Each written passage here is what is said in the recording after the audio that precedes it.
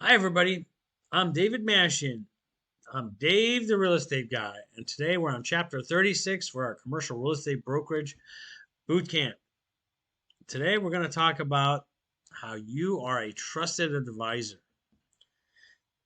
So, in this business, people need to trust you. You are a trusted advisor, whether you know it or not. People want, respect, trust, and pay more for professionalism. So, we're going to talk about how you can be a professional to earn the trust of the people you want to work for, your clients. How are you going to earn that trust? How are you going to earn that business? What are you going to do to get that business happening?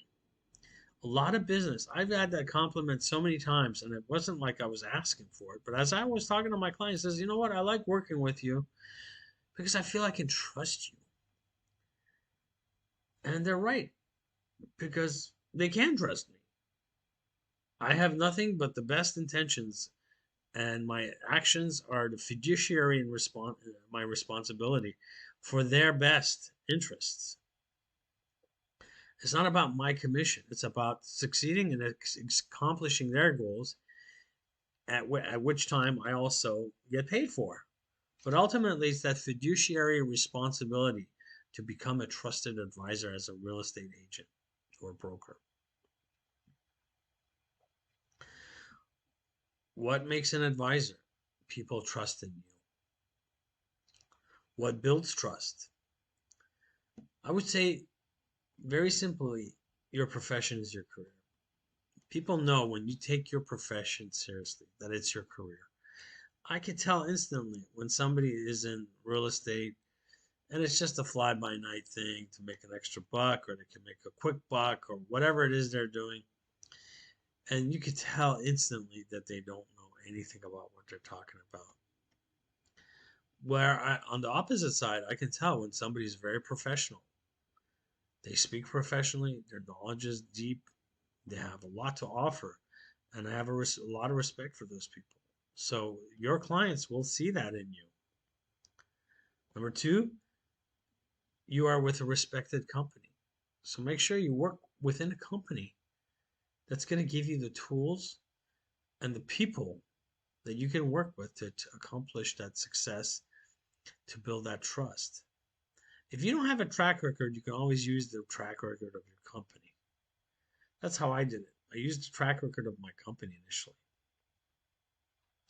That's what's going to build trust, the name of your company's success. How you act, okay, and look really determines how if they're going to trust you. We talked a little bit about this in previous chapters, right? Dress professionally, look the part, right?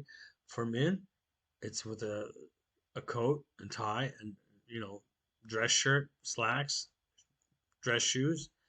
If you don't want to wear a tie, I get it. Nowadays that's not so in fashion, okay? But wear the rest. With ladies, business professional. Clean, groomed, well mannered, good speaking. Okay, all these things are going to build trust. They're going to say, okay, well, this person looks very much like they got their act together. Okay, you're knowledgeable and prepared. So, first of all, knowledgeable just goes through, basically by virtue of being in the business, you're going to become more and more knowledgeable. But when you're going into a meeting or you're going to about to talk to somebody, you got to be prepared. And a simple way of preparing, like what we talked about, have business cards, have brochures, have flyers, have your listings ready, have your documents, your contracts, blank contracts. I had all these ready in a notebook that I kept in my car or in my office. So at any one time, I could just take that notebook and I'm ready to go anywhere. And lastly, you are trustworthy. Okay, that means you truly are a trustworthy person. Somebody who does things that are, let's say, not good, lying, stealing, cheating, people are going to feel that from the person. It's not like they need to advertise it. They're going to feel like, oh, wow, this guy is kind of, I don't know. I get a weird feeling about this guy. I'm not too sure about I want to work with this person. So you got to communicate You gotta now you gotta communicate. You got to be that person because being that person, a trustworthy person, that's naturally going to communicate itself to others. What builds trust? Your professional business habits, which are you say what you do and you do what you say. Sounds easy. In fact, it is easy. When you say what you do and you do it, people build trust. They have respect for you. They see that you're a responsible person.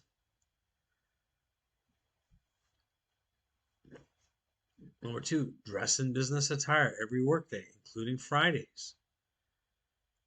Looking the part is so critical because we judge by our eyes. You got to look the part.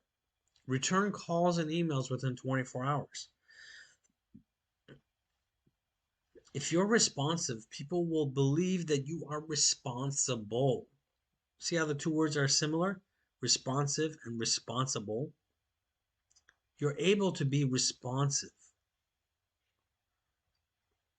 When you return calls and emails within 24 hours, they will trust you because they see that you've been that way in the past.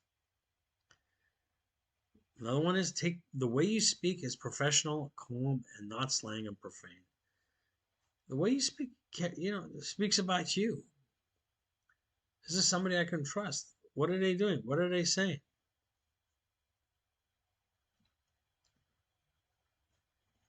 The benefits of building trusted relationships are one, you're trustworthy, right? Clients are counting on what you say in their decision making. I want to trust you. You will have more control over a deal when they trust you.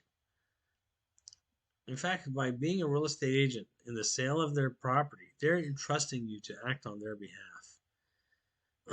And so they're counting on what you're saying to be credible, trustworthy. Number two, building trust from a client builds a loyal and long lasting relationship. So that relationship is going to build, it's going to continue, and you're going to get more business.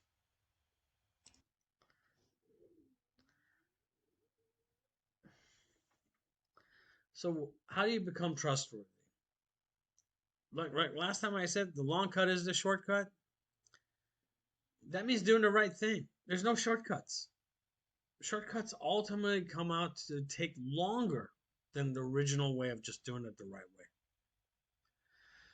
Walk the straight narrow path. That means you do it. You do the honest thing, do the integrity thing, do as you promise as you're gonna do, right? You gotta disclose everything, disclose. Make sure everybody knows. Be transparent. Here's how you know if you're not doing the right thing. If you have to spend a lot of time thinking of justifications for your actions, you're probably doing the wrong thing. If you're trying to figure out a creative story of how you did what you did, that's a good sign that you're not doing the right thing. And last but not least is revert to the Ten Commandments. Okay? I'm not trying to tout religion, but I mean, worst case scenario, go look at that and get your cue from there. All right, we're on chapter 37. I'll see you then.